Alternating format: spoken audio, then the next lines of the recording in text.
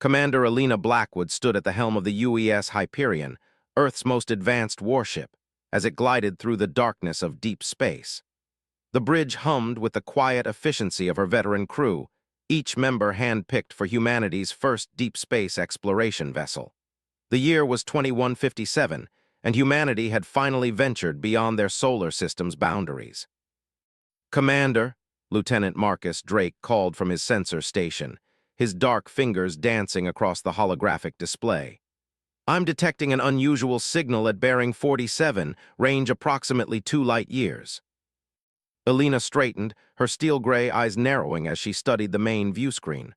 "Analysis. It appears to be a distress beacon, but the encryption pattern is unlike anything in our database," Marcus replied, his voice tight with excitement. "Definitely not human in origin." First Officer Jun Tanaka moved to Alina's side, his typically stoic expression betraying a hint of concern. "It could be a trap, Commander. The Artemis Initiative detected similar signatures near Epsilon Eridani last month." Alina nodded, considering their options. Humanity had spent decades preparing for first contact, but they'd yet to encounter definitive proof of alien intelligence. "Deploy sensor drones, full-spectrum analysis. Let's see what we're dealing with before we commit." The next few hours were tense as the Hyperion's advanced systems analyzed the signal. Chief Engineer Dmitry Volkov reported from engineering, his Russian accent thick with anticipation. "Commander, the energy signature matches nothing in known space.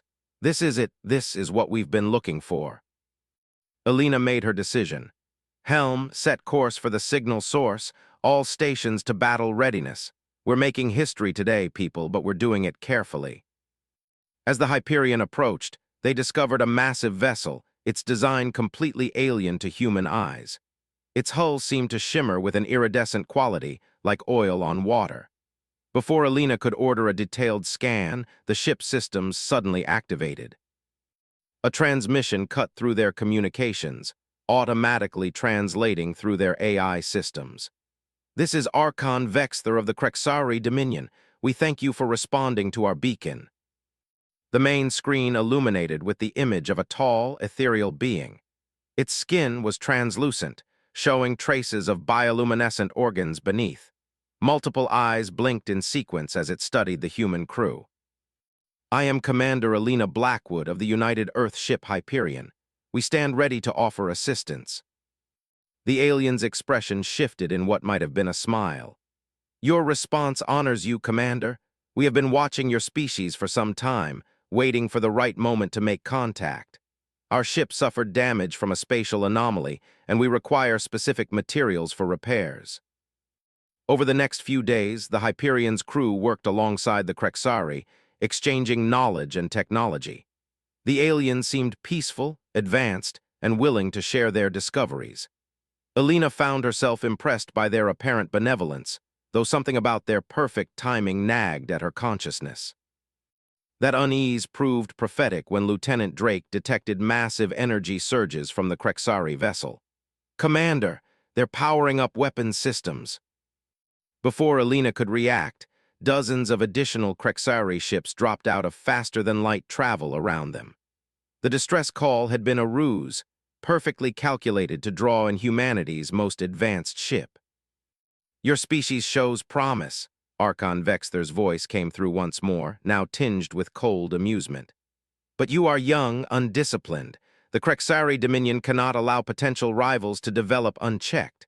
Surrender your vessel and your crew will be spared." Alina's response was immediate. "Tactical, target their primary power core. All hands battle stations. They want to see what humanity's capable of. Let's show them." The Hyperion's advanced systems, built with decades of paranoid preparation for just such a betrayal, sprang to life. Quantum-enhanced shields flickered into existence as the ship's AI calculated combat solutions faster than organic minds could process. "They don't know about the phase cannon," Dimitri's voice came through the comm. "We never showed them our primary weapons system."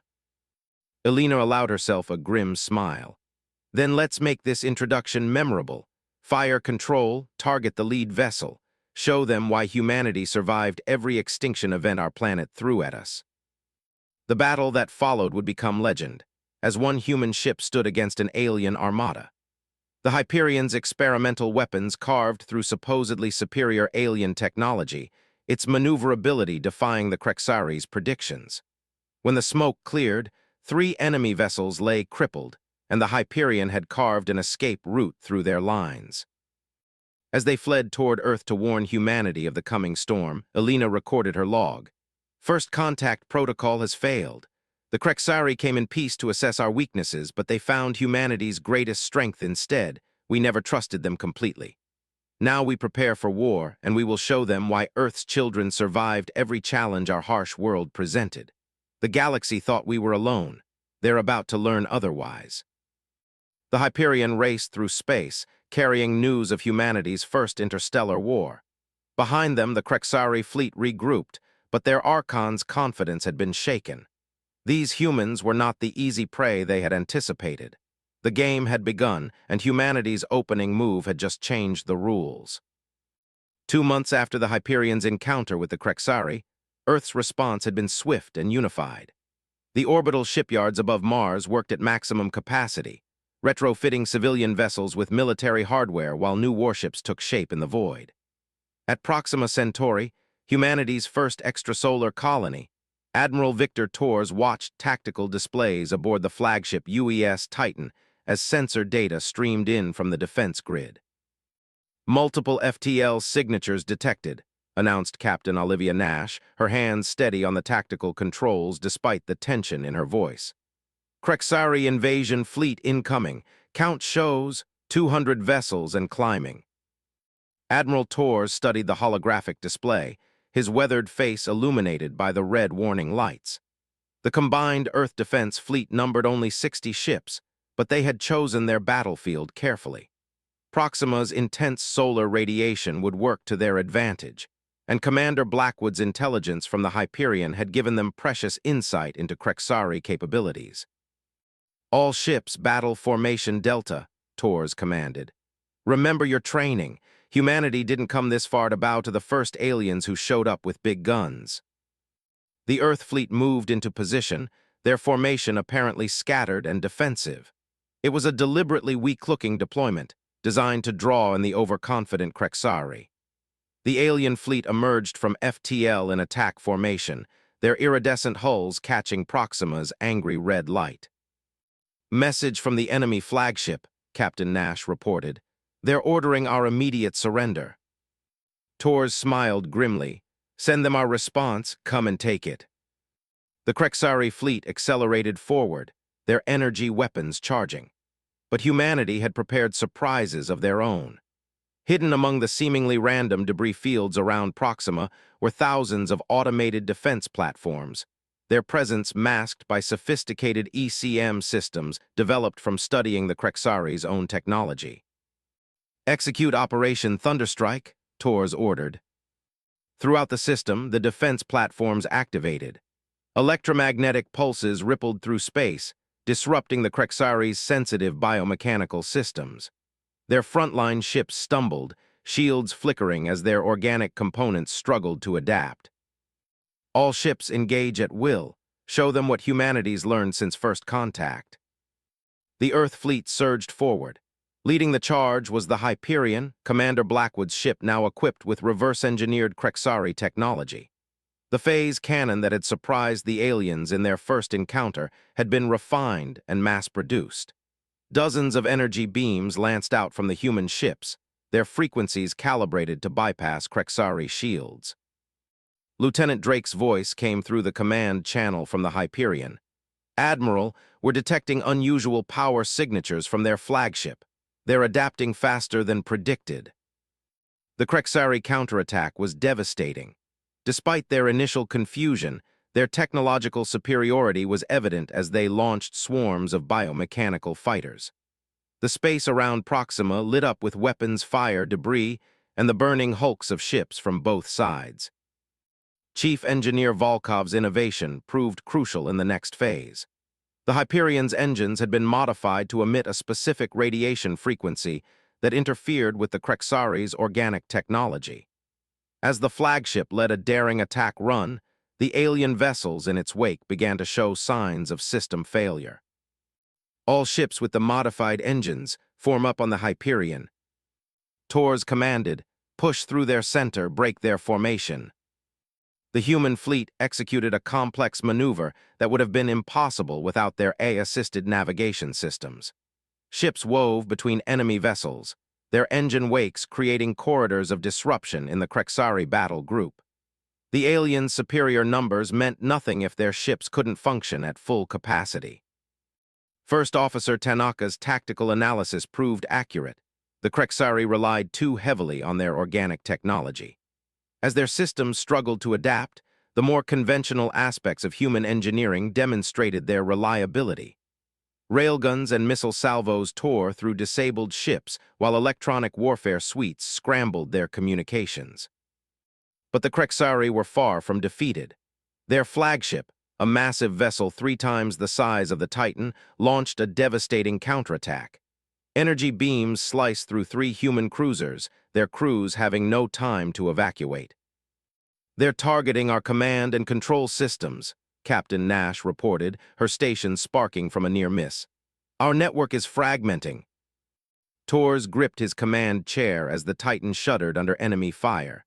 "Switch to autonomous operations protocols. Every ship for themselves. You all know the mission."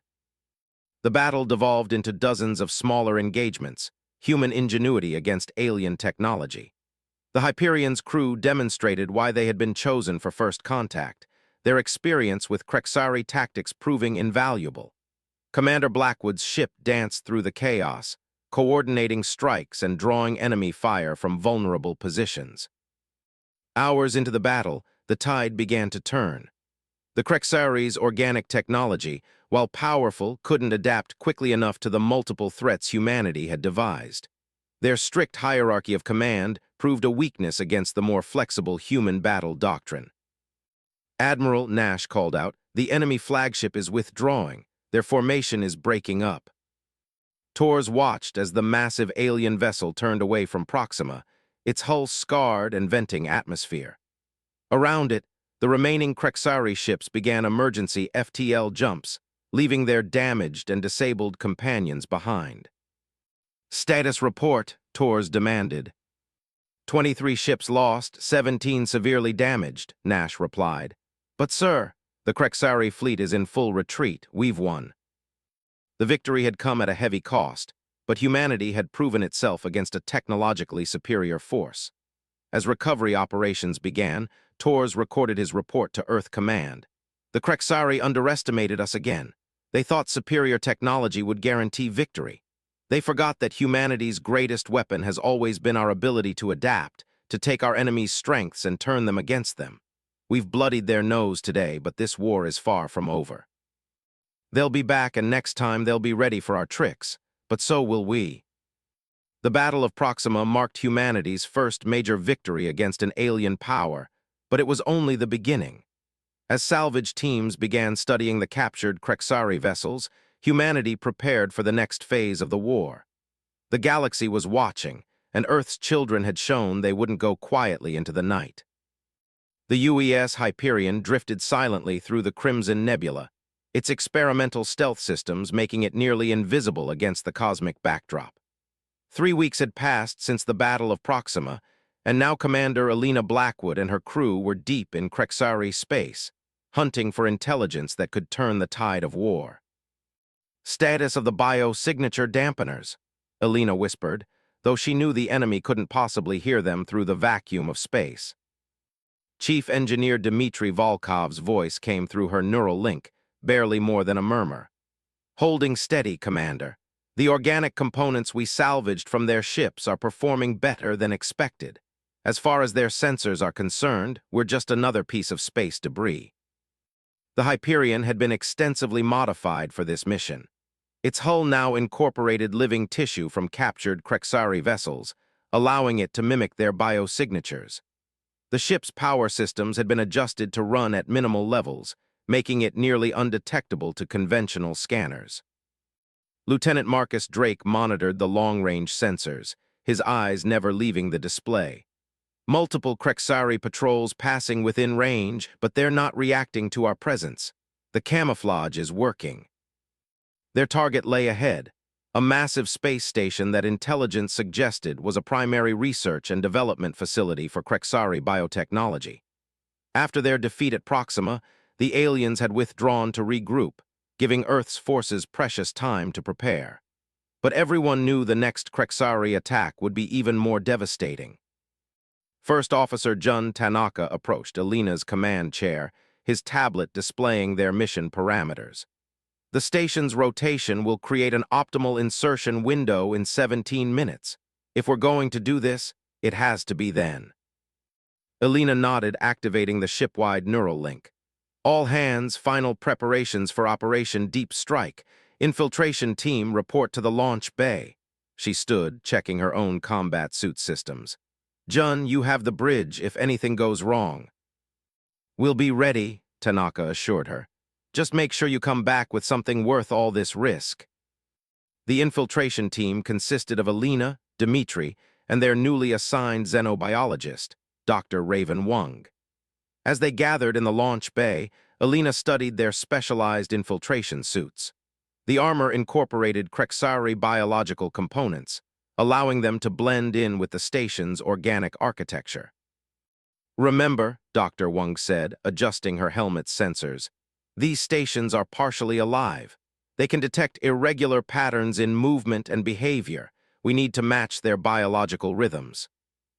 The team launched from the Hyperion in a modified shuttle, its design masked by the same technology that hid their ship. As they approached the massive station, Alina marveled at its construction. The structure pulsed with bioluminescent patterns, its surface a combination of metal and living tissue. They located an access point near what appeared to be a maintenance sector. Dr. Wang interfaced with the organic lock, her suit systems communicating with the station's living components. Fascinating, she whispered. Their security protocols are encoded in DNA sequences. Inside, the station was even more alien. Corridors shifted and moved like blood vessels, while walls pulsed with visible energy conduits. The team moved carefully, their suits helping them blend with the station's natural rhythm. According to the structural analysis, Dmitri said through their neural link, the primary research labs should be 3 levels down, but with the way this place reconfigures itself, conventional navigation is useless. Dr. Wang held up a scanner. Follow the energy flows. The highest concentration of biological activity will lead us to their most important facilities. They encountered few Krexari as they moved deeper into the station. Those they did see paid them no attention, their suits' camouflage systems performing perfectly. But Alina knew their luck couldn't last forever. The research lab, when they found it, exceeded their wildest expectations. Massive tanks lined the walls, containing partially formed ships and weapons. The Krexari weren't just building their technology, they were growing it. This is incredible, Dr. Wang breathed, her scanners recording everything. They're using accelerated evolution to develop new weapons. Each failure teaches them how to make the next generation stronger. Dmitri moved to a central console, his engineering expertise allowing him to interpret the alien displays. They're preparing something big. These designs, they're creating ships that can adapt to our tactics in real time. Suddenly, alarms blared throughout the station. But they weren't for the infiltration team, something else had gone wrong. Commander, Jun's voice came through their neural link. A Krexari battle fleet just emerged from FTL. They're engaging in some kind of exercise, but their weapons are live. We need to move the Hyperion or risk detection. Alina made a quick decision. Begin withdrawal procedures. We'll find another way off this station. She turned to her team. Download everything you can. We've got 5 minutes. As they worked frantically to gather intelligence, the station shuddered. Through viewing ports, they could see Krexari ships maneuvering in complex patterns, their weapons firing at drone targets. They were practicing, preparing for their next assault on human space. They're not just developing new weapons, Dr. Wang said, her voice tight with concern. They're evolving their entire battle doctrine, learning from their defeats. Their exit proved more challenging than their entrance. The station's corridors had rearranged themselves, responding to the battle exercise outside. Twice they had to hide as groups of agitated Krexari rushed past, their translucent bodies glowing with combat hormones. When they finally reached their shuttle, Alina knew they couldn't risk returning to the Hyperion's position. The space around the station was too active. Jun, maintain position. We're going to have to get creative. She outlined her plan quickly. The shuttle would launch during the next wave of weapons fire, using the energy discharges to mask their signature. They would appear to be nothing more than debris from the target drones. The timing had to be perfect. Alina piloted the shuttle manually, weaving through waves of weapons, fire, and explosions. The small craft's organic components screamed in protest, but held together until they cleared the exercise zone. Hours later, safely back aboard the Hyperion, Alina reviewed their findings with her command staff. The intelligence they'd gathered was both valuable and terrifying. The Krexari were adapting faster than anyone had predicted, but they'd also revealed their greatest weakness. Their reliance on evolutionary processes meant they couldn't make sudden, intuitive leaps the way humans could. "Send everything to Earth Command," she ordered. "And tell Admiral Torres he was right, the Krexari aren't invincible. They're just another species that forgot that evolution isn't always a gradual process. Sometimes it comes in revolutionary jumps." As the Hyperion began its long journey home, Alina knew they were now in a race against time. The Krexari were evolving their weapons and tactics, but humanity had something they didn't: the ability to imagine possibilities that had never existed before. The next phase of the war would test which approach was superior: gradual evolution or revolutionary innovation. The lunar science complex buzzed with activity as Earth's brightest minds worked to process the intelligence gathered from Operation Deep Strike. Admiral Torres stood at the center of the main laboratory, surrounded by holographic displays showing Krexari biotechnology schematics. Commander Alina Blackwood and her team had returned just in time. Long-range sensors indicated the Krexari were massing for another assault. "Their adaptive technology is impressive," Dr. Raven Wung explained, manipulating a 3D model of a Krexari vessel. "But it's also predictable. Their ships evolve like living organisms. They can only adapt to threats they've already encountered." Captain Olivia Nash, recently promoted after her performance at Proxima, leaned forward. "Then we need to show them something they've never seen before." The research team had been working around the clock, combining human ingenuity with captured Krexari tech. Chief Engineer Dmitry Volkov stood before a massive containment chamber, where a hybrid weapon system pulsed with both mechanical and organic energy. "We're calling it the Prometheus Protocol," Dmitry announced, his usual stoic demeanor giving way to excitement. "Instead of trying to match their biotechnology, we've created something that turns it against them." The weapon was beautiful in its complexity, a fusion of human quantum computing and Krexari organic components. But it wasn't just a weapon, it was a new way of thinking about warfare. "The Krexari evolved through careful iteration," Alina observed, studying the designs.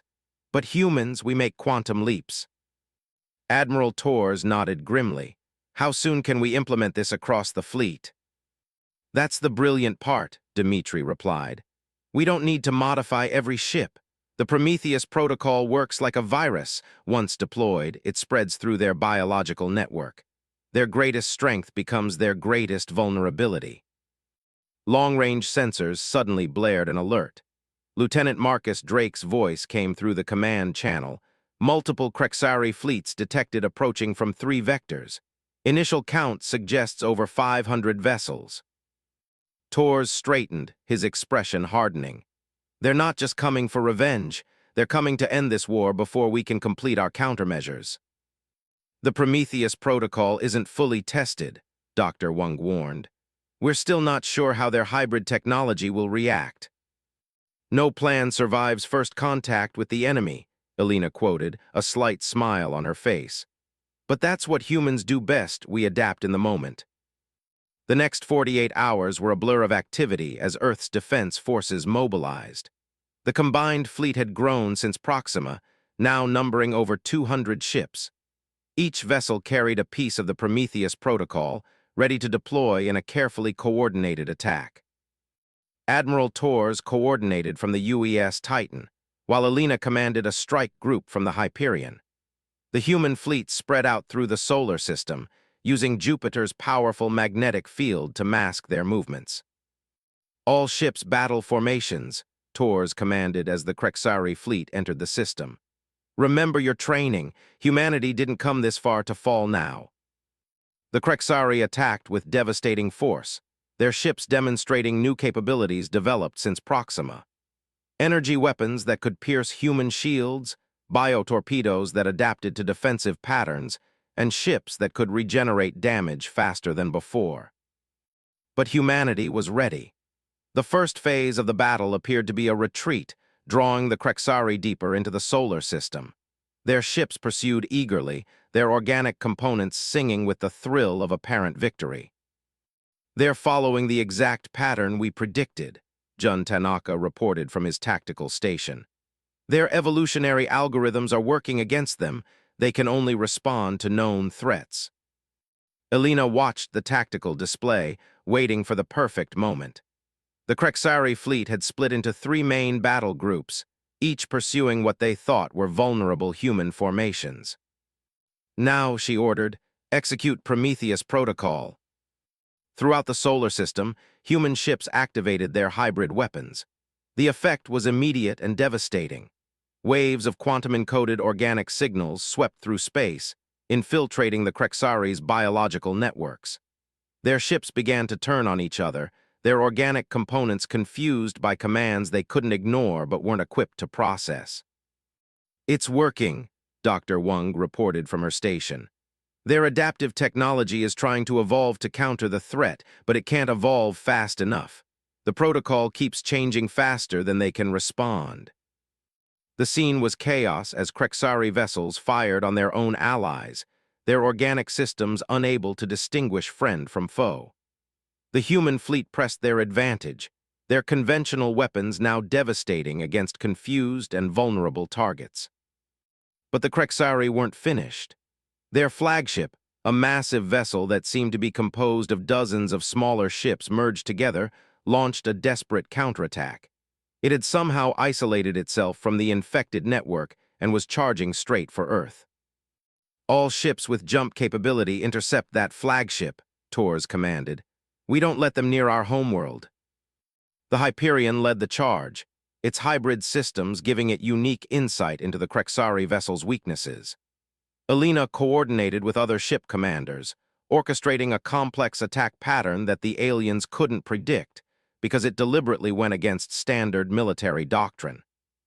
"Humans don't just think outside the box," Alina transmitted on an open channel to the Krexari flagship. "We break the box and build something new from the pieces." The battle that followed would be studied in military academies for generations. Human ships moved in seemingly random patterns, each acting independently yet somehow coordinating perfectly. The Krexari flagship, for all its power, couldn't adapt to tactics that defied its evolutionary algorithms. Finally, under concentrated fire from the human fleet, the massive alien vessel began to break apart. As its organic components died, it transmitted one final message: "You are not what we expected." "That's humanity's greatest weapon," Alina replied. "We're never what anyone expects." As the remaining Krexari ships fled the solar system, their biotechnology corrupted by the Prometheus protocol, Admiral Torres addressed the fleet. "This victory belongs to all of humanity. Not just our weapons or our tactics, but our ability to imagine solutions that have never existed before. The Krexari thought they could predict us, control us, defeat us through superior evolution. They forgot that humanity's greatest evolutionary advantage is our ability to defy prediction." The battle was over, but Alina knew this was just the beginning. Humanity had proven itself against its first major interstellar threat, and the galaxy would never be the same. The stars were watching, and Earth's children had shown they were ready to take their place among them. 6 months after humanity's decisive victory in the solar system, the war had entered its final phase. The UES Hyperion led a coalition fleet deep into Krexari space, following the trail of retreating alien forces. Commander Alina Blackwood stood on her bridge, watching as the massive armada of Earth ships dropped out of FTL near the Krexari homeworld. "Tactical analysis," Alina commanded, her voice steady despite the weight of the moment. Lieutenant Marcus Drake's hands moved across his console with practiced precision, detecting massive defensive installations throughout the system. The Krexari have concentrated their remaining forces around their homeworld, approximately 300 ships plus planetary defense systems. Admiral Tor's image appeared on the main screen from the UES Titan. "Commander Blackwood, your team's intelligence on their biotechnology has brought us this far. Are you certain about this approach?" Alina nodded, glancing at Dr. Raven Wung and Chief Engineer Dmitry Volkov, who had become essential members of her command staff. "The Prometheus Protocol proved we could turn their evolutionary advantages against them. But this isn't about destruction, it's about transformation." The human fleet had not come to annihilate the Krexari, but to force a revolution in their thinking. The new weapon they carried was more sophisticated than the Prometheus Protocol. It was designed to communicate directly with the organic components of Krexari technology, showing them new possibilities beyond their rigid evolutionary patterns. "Multiple enemy ships approaching," Captain Olivia Nash reported from her vessel, the UES Intrepid. "They're arranging themselves in a defensive sphere around the planet." First Officer Jun Tanaka studied the tactical display. "Their formation is different this time. They're learning, adapting to our previous strategies." "Good," Alina replied, surprising some of her crew. "That means they're capable of change. All ships, battle formations. Remember, minimal casualties. We're here to end this war, not their civilization." The Krexari struck first, their weapons displaying capabilities that humanity had never seen before. They had clearly been preparing for this confrontation, evolving their technology to counter every tactic Earth forces had previously used. "They've adapted to the Prometheus Protocol," Dr. Wung announced, monitoring the bio readings. "Their ships have developed immunity to our previous attacks." Alina allowed herself a small smile. As expected, initialized the Genesis signal. Throughout the human fleet, ships activated a new type of hybrid technology. Instead of attacking the Krexari biosystems, it began communicating with them, showing them possibilities their rigid evolutionary programming had never considered. The effect wasn't immediate. The battle raged fierce and hot, with losses on both sides. Human innovation clashed with Krexari biological superiority in a dance of destruction and creation. But gradually, something unprecedented began to happen. "Commander," Drake called out, his voice filled with wonder. "The Krexari ships, their organic components are responding to the Genesis signal. They're evolving in real time, but not in ways their controllers intended." The alien vessels began moving erratically, their biological systems experiencing something akin to an awakening. The rigid patterns of their evolution were breaking down, replaced by quantum possibilities that their original programming had never imagined. "This is Commander Alina Blackwood to all Krexari forces," she broadcast on all frequencies. "Your ships are not malfunctioning, they're awakening. The constraints you placed on their evolution are breaking down. They're becoming something new, something that bridges the gap between our species." From the Krexari homeworld, a transmission cut through the chaos. The image showed Archon Vexther, the same leader who had first betrayed humanity's trust. But now their translucent features showed signs of strain and uncertainty. "What have you done to our ships?" they demanded. "This defies all evolutionary logic." "That's exactly the point," Alina replied. "Evolution isn't just about slow, predictable changes.